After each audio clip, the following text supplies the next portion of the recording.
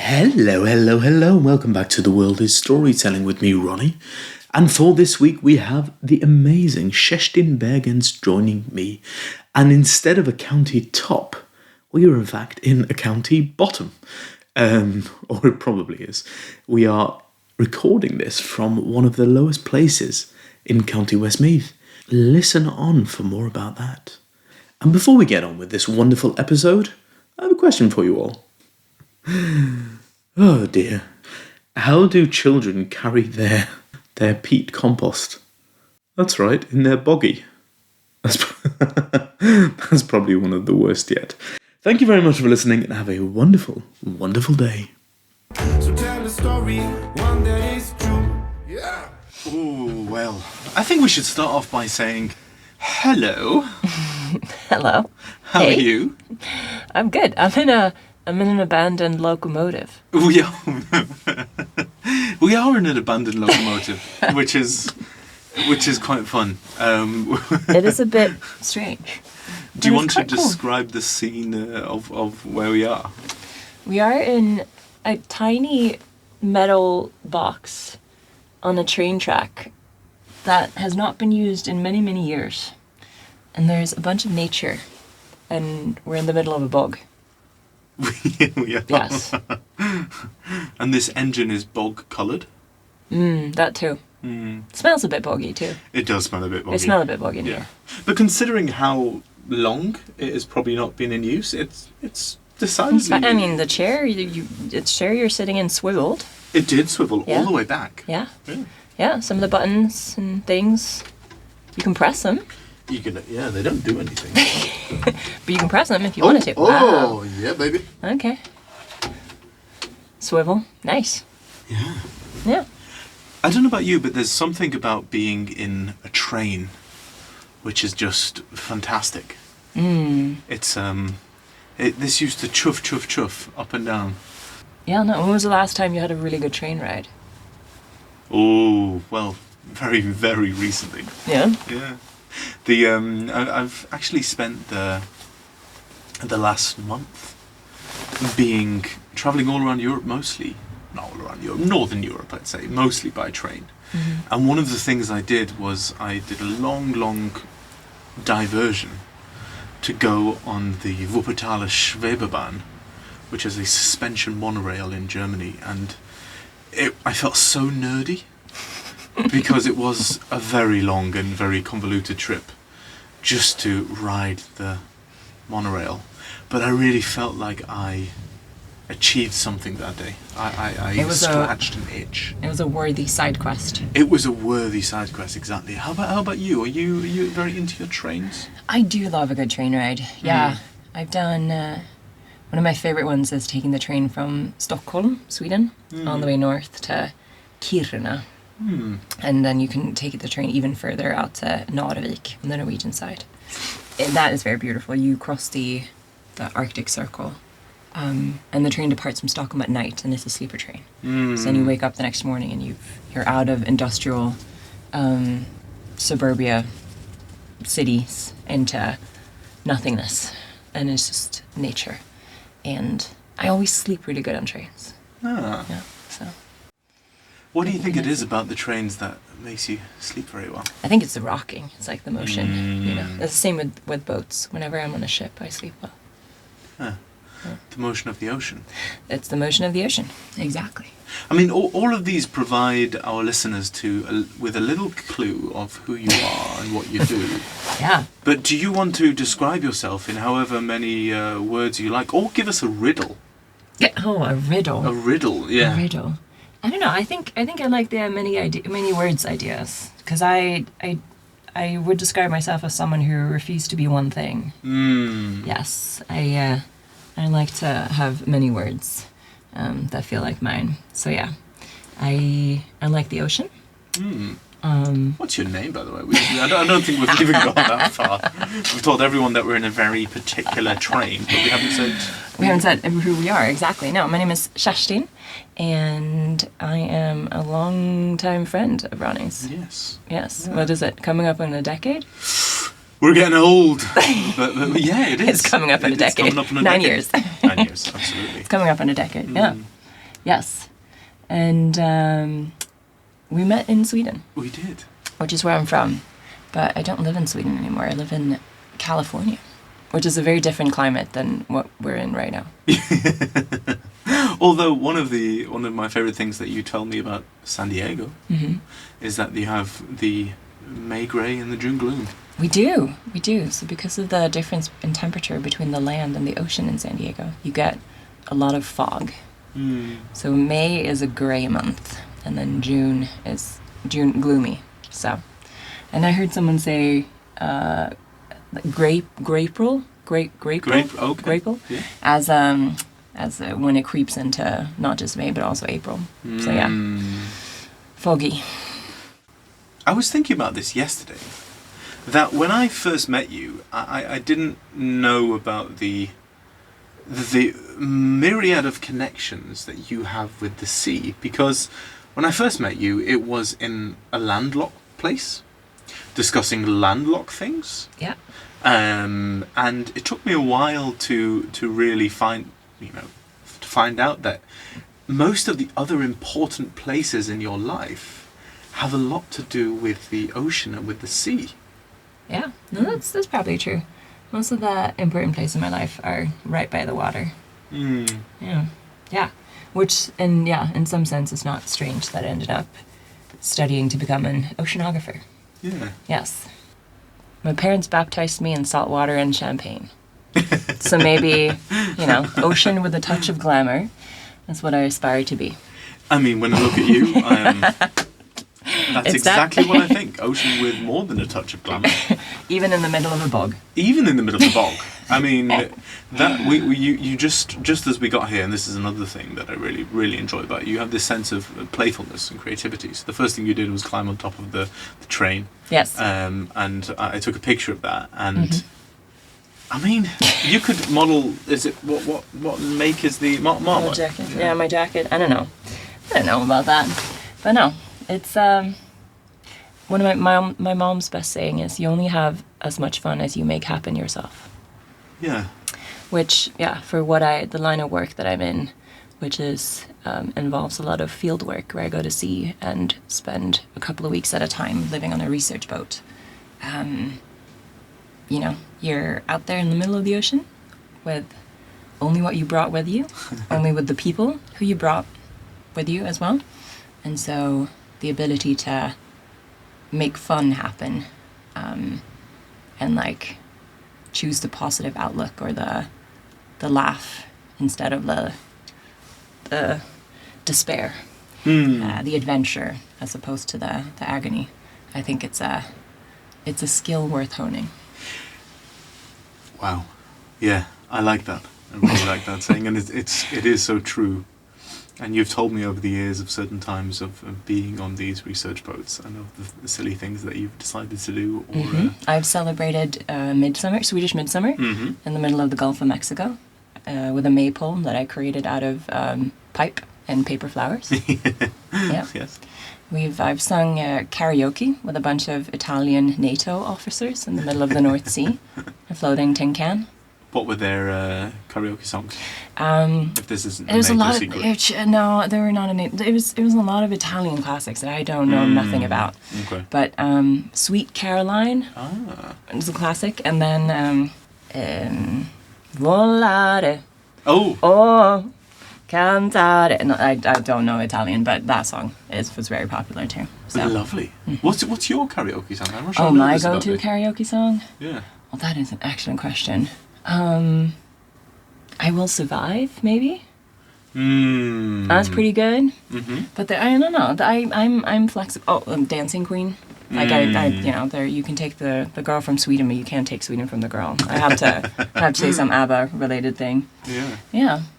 I know. What's yours? What's your go-to karaoke song? Well, it used to be, and this was years ago, The Summer of '69 by Brian Adams. Oh, classic. Okay. But I was then booed off the stage by a group of drag queens on a night out. So where was this? This was in Manchester. This was years and years and years ago. But it kind of ruined that karaoke song for me. I don't think I sing that badly.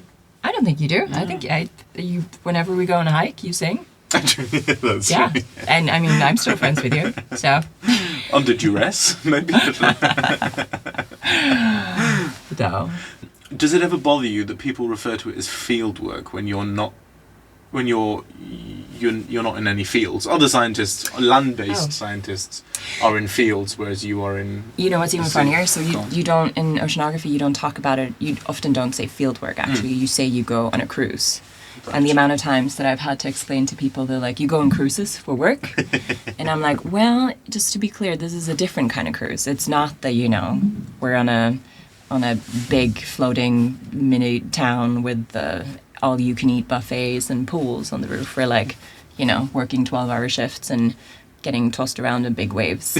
So there's actually really only one boat that I've ever been on that had a massage chair in the library on the boat, and there was also a sauna on this boat. And I was like, okay, this is a little bit more like a cruise than other things. But yeah, we don't even call it field work. We call it cruise. We just call it a cruise. We call it a cruise. Yeah, at cruising.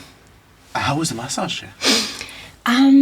It was like half of it was working, so like just one side. So you can only get, no matter, depending on how you rotate it around, you can only get like the right side of your body, or like back, or like left front side. So it was a bit weird, unless you rotated yourself feet up, head down. I don't know. Yeah. And like yoga twisted yourself. Yeah. But I mean, it's like, it's still nice, You do a lot of hard work on boats, and so the physical recovery is important. So. Yeah. That really makes a lot of sense. I mean, you've told me about your struggles getting food on these boats. Yeah, sometimes if you're more of a plant-based eater like I am, it can get a bit challenging sometimes. But you make it work. There's snacks and a lot of potatoes. So they last a long time. They do. Yeah, especially when you're out for. The longest cruise I've done is 35 days. Towards the end of it was cabbage and potatoes. Yeah. Green cabbage? Red cabbage? And it was actually a little bit of both. So that was kind of nice, yeah. Okay. Some color. Carrots, there were some carrots too. We made it all the way. But yeah, anything that tolerates being frozen is a lot better than fresh. Cabbage, carrots and potatoes, CCP. Yes. The Chinese Communist Party. Exactly. I'm sure there's some political statement in that. But, Yes, yeah. Well, maybe we just leave it at that. We just leave it at that. Yeah, nice riddles. Yeah. We were talking before. About the one boat trip that we've done together where you puked. Oh, Do you want to tell that story? I think your listeners need to hear that story. Yeah, I'd like you to tell it, please. So, one of the first trips me and Ronni did together was going to the Faroe Islands together with some other friends. And I think it was like the first day we got there. It was, yeah. Yeah, and we were taking a ferry from like the biggest island to one of the smaller islands. And there was some rumblings about bad weather, but we're like, well, the ferry is like, it's still happening. We're sitting in the one we originally wanted to go on didn't happen. Oh, maybe that was the case. Oh, Yeah. we got postponed, right? Because that was a smaller boat, and then they were like, okay, we can do the bigger boat. So we were sat in this ferry terminal, just waiting, and then we're like, okay, we're going on this boat, and it was a ride. It was intense.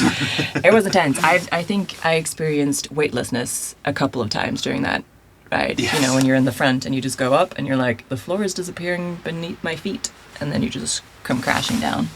I remember walking around in the hallway around the cafeteria area, and I was like, why are all of these like Chinese takeout boxes and like holders on the walls? That's very nice of them to provide so you can, take your food back to your seat. And I only realized after that they were vomit boxes. Yep. Yeah, puke boxes. Yeah.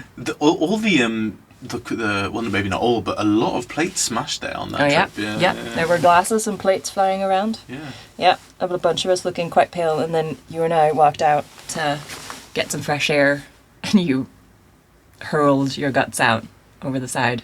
I did hurl my guts out, and it took a while. I was quite proud of myself because other friends had already hurled their guts out before, Yeah. except for one friend who knocked himself out with sleeping pills at the start of the trip, and he just stayed He was just sleeping. Yeah. While he was sliding around on the bench. Yep. And then you and we went outside, which was pretty intense. You had to hold on. It was dark, very cool. it was windy. The dark, windy. Middle of nowhere, North Sea. Yeah, Yeah, no, it was good. massive waves. Yeah. And then I hurled, and for years and years, I was so impressed by you that you had this stomach of iron and you didn't vomit. And I was telling everyone, I was like, this insanely seasick ride of 3.5 hours, 4 hours, whatever it was. Yeah. And Kerstin, she was just Cool as a cucumber. cool as a cucumber, which you were, cool as a cucumber. Except it was all pretend, because it was just after you had walked in to clean up your mess. I hurled my guts out over the side of the boat. But I never told you for like 5 years, because I wanted you to think I was cool. But with experience of having spent almost 6 months of my life on various other boats now, I think I've puked on every single research boat that I've been. Oh, really? Yeah. So you'd be like, oh yeah, oceanographers, you do research cruises, and you're so like, do you ever get seasick? That's actually the most common question I get. That and what's happening to the Gulf Stream, which we're not going to go into. That's a whole other story. But Lots of people in Ireland are worried about that. But go on. Yeah. Well, maybe we'll get into it. But whether or not I get seasick, and the answer is that I do get seasick. I get seasick on almost every boat. But it's like, it's like life lessons. You just get it out of your system. Yeah. And then you feel better. Interesting. Yeah. And does it? So they say that you always like hurl on the first day of the cruise or something, and then you get your sea legs. Is that true? Yeah. I don't know. I feel like there's been some cruises where it was very, very calm for the first few days, and then we got a bit of weather and waves, and then halfway through is when I actually started feeling a bit seasick. So it's different. But typically, once it has happened, it doesn't happen again. Like I've never had a double take. It's always been just one time. Yeah. Okay. Yeah, I don't know what that is about. That is quite fascinating. Yeah. Really fascinating. Yeah.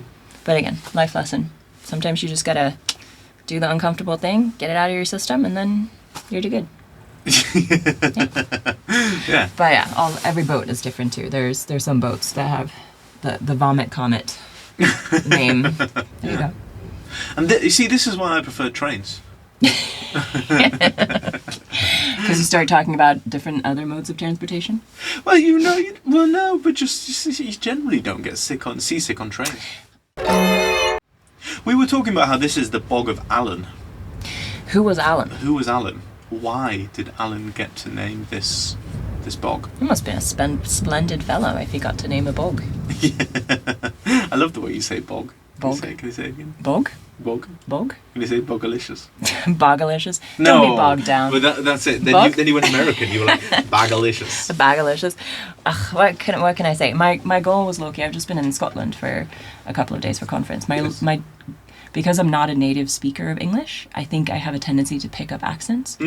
So my hope was low-key to come back from Scotland with a wee bit of an accent after my little adventure up north. But yeah, I don't know how that worked. I think I'll go back to California next week, and then I'll just sound like an American again. It's a shame. Well, I don't know. Yeah, I suppose it is a bit of a shame. A bog. A bog? A bog. A bog? I mean, I can do it. I don't know if I turn on the Swedish accent. A bog. A bog. A bog. Uh-huh. A bog. Yes, it's a bog. Oh no, that is fantastic. Talking about places and connections that we have to them. Mm-hmm. You often talk very poetically about Lofoten. Yes. Would you mind me asking for some anecdotes and stories about Lofoten? Lofoten. When you think of Lofoten, what images and memories do you think of? Oh my goodness, where to begin? Well, so for context, Lofoten is a chain of islands that stretch from the northern part of Norway into the Nordic seas. And they have their name because if you zoom out a bit, it looks like the paw of the animal lo. Oh. Which I don't actually know what it's called. A lynx, yes, yeah. a lynx foot. Which I honestly can't see. But the background story is my grandmother was a painter, and she ended up in Lofoten painting in the 70s and 80s. And then, somehow along the way acquired a house, and then that was passed down to my parents. And now I've spent almost 25 plus summers of my life up in Lofoten for a couple of weeks on this island. just 2 houses on. It's our house and a Norwegian's family house. But Lofoten is my favorite place in the world because it's where 2 of my favorite things coexist in close proximity to each other, and that is the ocean and its mountains. Yeah. And they're right next to each other. And you can start at the beach with your toes in the North Atlantic, and then you can walk up a mountain, and then you can see really far, and then you can do all of that in the span of like an hour, which is really great. And it's just something about the way the ocean smells up there too. It sounds really weird, but the smell of cold, salty seawater has always been had a strong pull on me for some reason. Yeah, and I think it's from my upbringing, spending a lot of time up there. Yeah. Yeah. And also being baptized in the salt water. And maybe being baptized in salt water. Yeah. Do you like pickles? I do like pickles. Yeah. You think that's connected, like brine? Maybe. But I would say that I actually prefer like kraut. I prefer fermented stuff over pickles. Okay. So I don't know. But yeah, maybe there's something to that too. I cry a lot. Does that also salt water? They're just like, it leaks out of me. I mean, I guess that's yeah. Do you like pickled eggs? No, I don't really like pickled eggs. Make you fart. You're someone who's travelled a lot. You've moved around a lot, and you've done a very big move quite a few years ago, and you now, the centre of your life in some way is in California. That's where you've lived for quite a while. But a lot of what you've spoken about over the past few minutes has been being very grounded and very connected in these sea places in Scandinavia, particularly, like Sjön and Lofoten. Have you found a place in the US, perhaps, that you go to have that sort of connection, whether it's to the mountains, whether it's to the ocean? And if so, tell us a story about that. Ooh. Well, so here's my philosophy on that, right? Well, first of all, the Atlantic and the Pacific they're all part of the same ocean, because it's technically just one ocean. Oh. Ocean singular. Anyone who says anything different is telling a lie. Is that true for all the oceans of the world? Yeah. Just one big ocean? Yeah. But I have to say I prefer the Atlantic over the Pacific. Scandal. No, that's I will stand by that. But you asked connection to nature and feeling at home. I think for me, the ocean always feels like home, no matter, because again, it's singular, and I know that it's all connected. But yeah, for me, home is a feeling and not a place. And so that feeling can be triggered by anything, really. It could be triggered by a smell, like of cold, salty water. It could be triggered by a feeling, or a feeling that could be triggered by a person, someone that you feel connected to. Taste. I'm guilty of going to IKEA sometimes to pick up some essentials. They also sell Vasa knäckebröd in my local grocery store. Yes. So whenever I have a moment of homesickness, I go and I splurge. It's in the fancy crackers section. The sign says fancy crackers. The sign says fancy crackers. There's crackers and there's fancy crackers. And in the fancy cracker section, there's the Vasa knäckebröd, which is like, I'm like, oh, that's a childhood thing.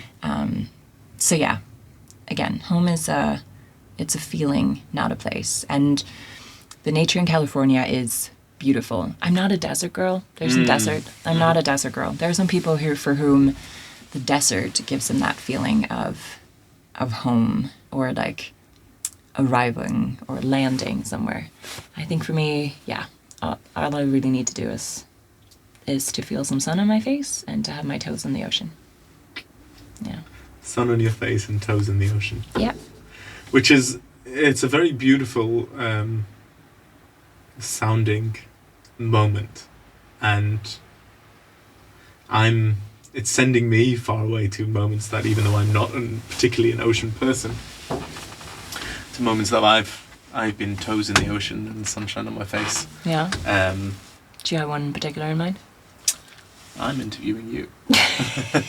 Can't you tell I'm trying to turn the tables on you?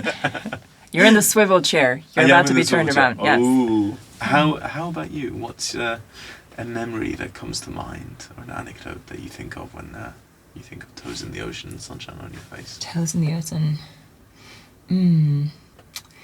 I think...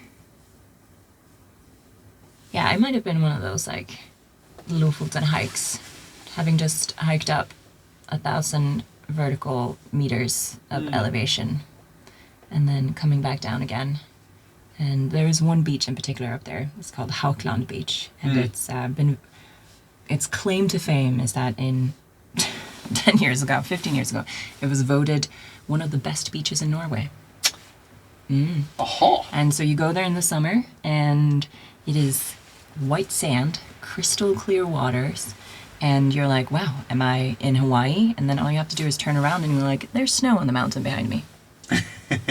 High enough altitude. And then you're like, right. And then, yeah, toes in the ocean, and you, let's just say you, there's a lot of screaming typically when you run into the water because it's very cold. So it's not a very graceful, let me go snorkel and look at the fish kind of thing. It's more like, ah! I mean, we You can't run talk, in, you run out. Yeah, so. we can't talk about grace and swimming with me because yesterday we went for a lake dip. Yes. Also pretty cold. Oh, that was freezing.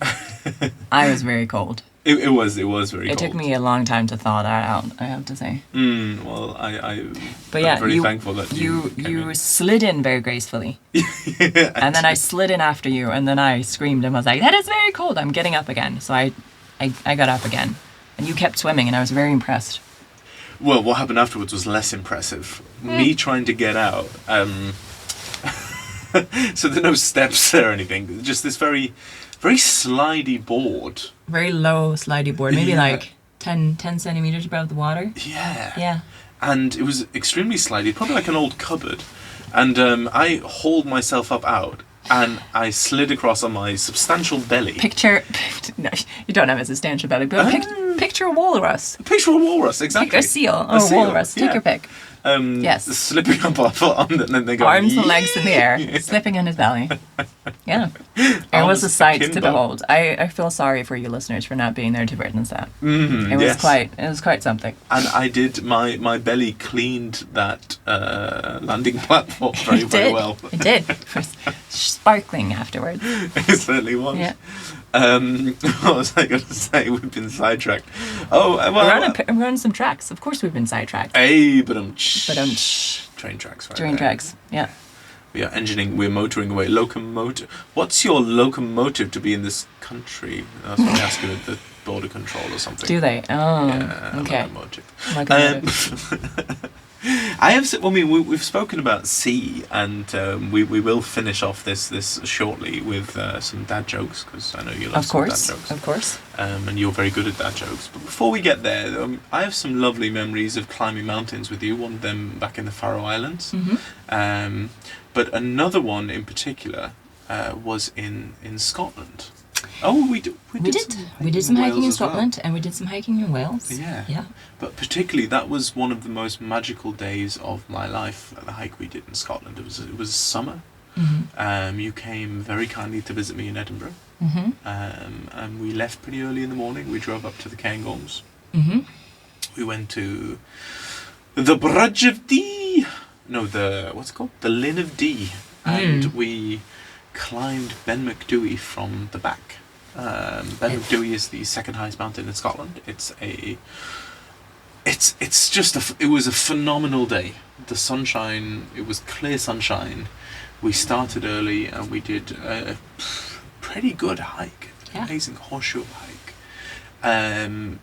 It's such a glorious hike, and reaching the top there and coming around and down again, lots of singing on the way down. Yeah. We had a dip at the end of the hike. We went into the river. We got absolutely eaten alive by midges. Yep. Yes, we did. We did. Yep. I think you sent me a picture the day after. Yeah, I think I had like 150 red spots all over my... Just over your belly. Yeah, just over my belly, exactly. Your That's midriff. A bit crazy. Yeah. But yeah. Nice. On our way back to Edinburgh, we drove via St Andrews. We did. And we were down on the beach, and it was a really clear night. Yeah. And there were some people who had a fire on the beach there. Bonfire. Yep. And there was just something so. To me, I think of that day as the epitome of all the things I enjoy about life. Yeah. Nature, friends, being in good my views. old Ford Fiesta. Oh yeah, good views. Good views, good food. Yeah. Yeah. I just remembered I was doing cartwheels on the streets of St. Andrews in the middle of the night. Yes, you were. Yes. Listener, I cannot do cartwheels. I was not doing them. Kerstin can and does and did. I did a cartwheel. What's your favourite mountain memory? Oh, a mountain memory? Mountain memory, and then we'll go for the dad jokes. Oh, I have so many mountain memories.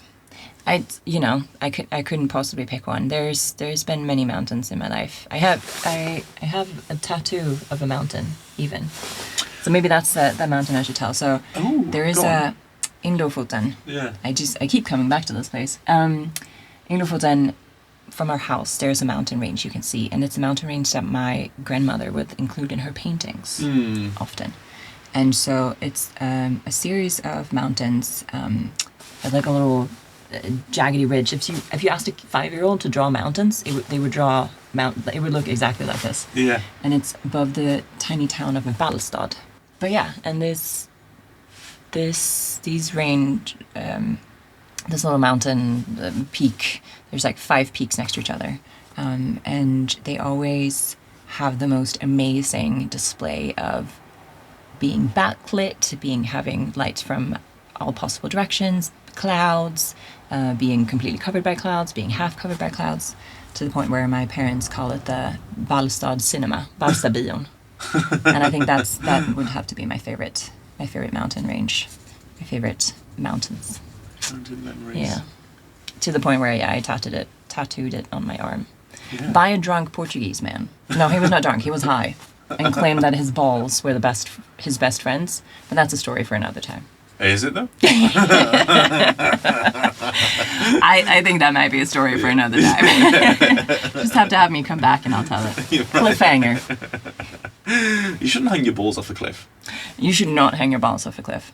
Yeah, Public, no. But I mean, it's nice that if you think that your balls are your best friends. Yeah. In some way, whenever I think about this, I think about you on a bus with our cohort, geography cohort. Yes. And this was. Can I tell this story? Please tell the story. I think that was pretty. You have to help me fill it in because it's a bit patchy, but. I remember I was going on a excursion to learn about the local environment around us, and this might have been like 2 or 3 weeks into courses. Think it was week maybe 1 the or 2, first week, or something. Yeah. And we were all in a big bus, and we were going to see some, I don't even know, coastline or something. And we had this. You suggested we do two truths and a lie.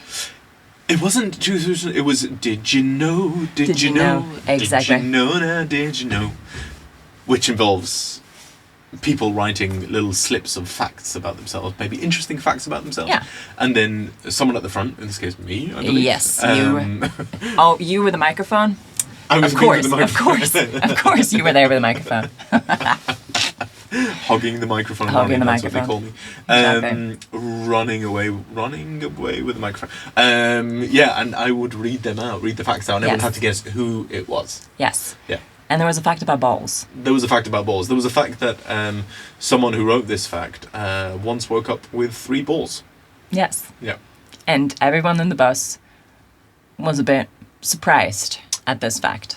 Yeah, that someone would share this with, what was that point? 40 strangers. 40 strangers, yeah. Yeah. Yeah. Yeah, but that was you. You wrote that fact. That was me. And I did wake up one morning with 3 balls. And that one wasn't my best friend.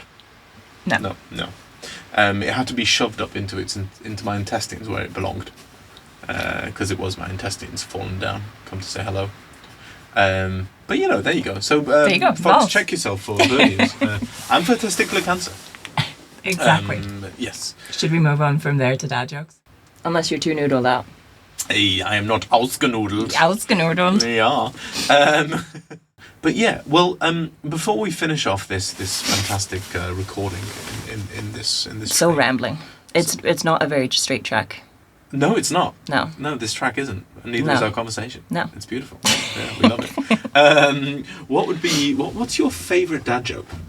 Oh my gosh, that's putting me on the spot. Or mum joke as well, could be any. Mum joke, dad joke. You go first.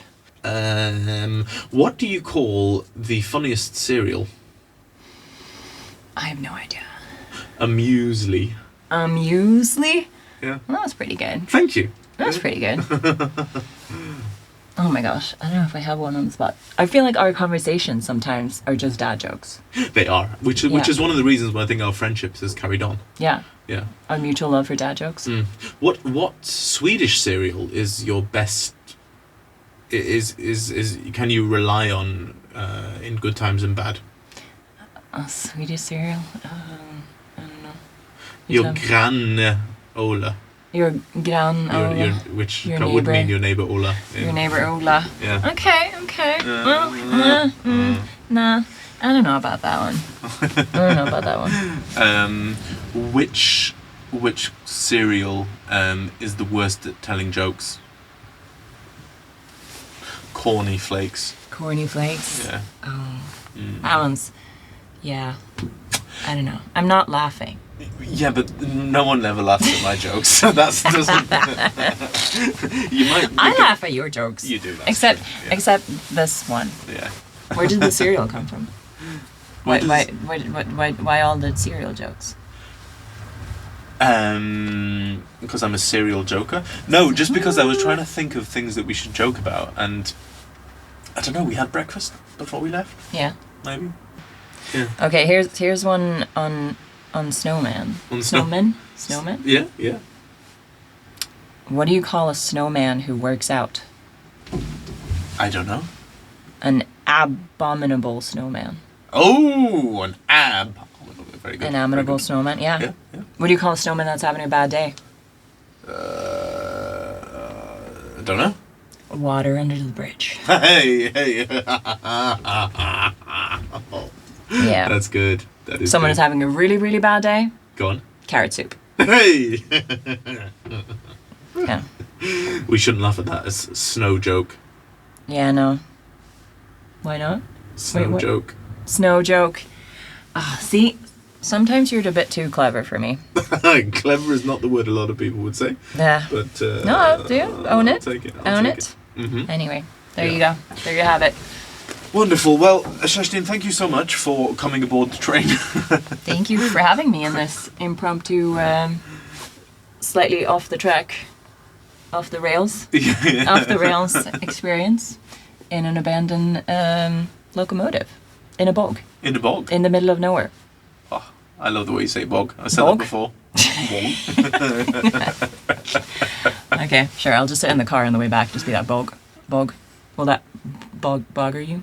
Bother you? That bog. Very good. Okay. Thank you so much, Kerstin. Thank you. Pleasure to have you here. Thank you. Until next time. Amen. Some say the old ruins in the sand tell us every story will come to an end. But my dear, we can live what we tell. We are storytelling animals.